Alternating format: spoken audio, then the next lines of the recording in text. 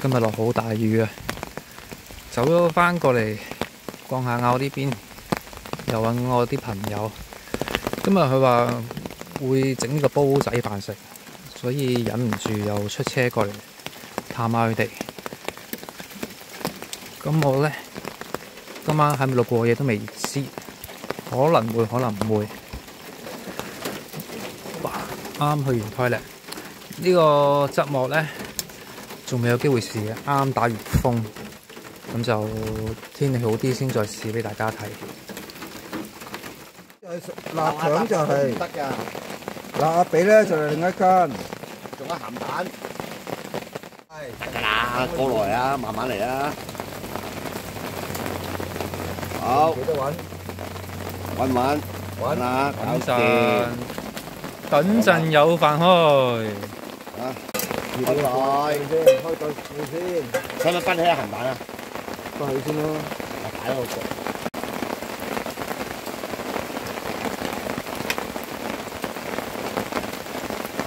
因為咧，我食過咧，佢有鹹味㗎啦，已經。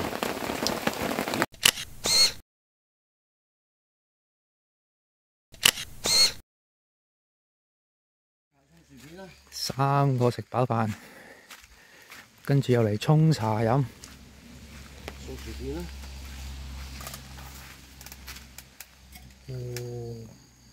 喂，呢個波仔試下都要攞攞喎。而家好大雨啊！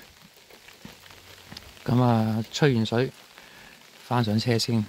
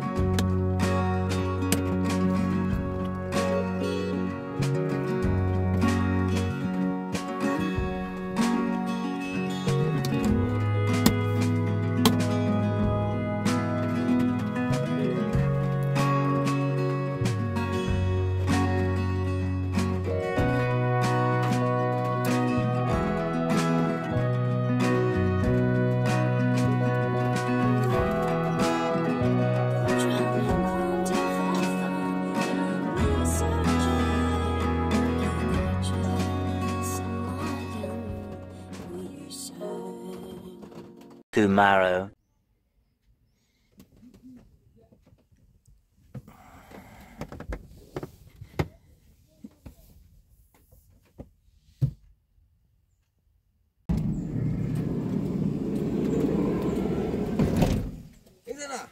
早晨，一早起身影嘢，影你啊嘛，執翻好晒啲嘢啦。個天幕咧，琴晚終於都塗咗黑色，買咗，咁啊翹埋黑色之後再實測俾大家睇。而家上去食早餐先。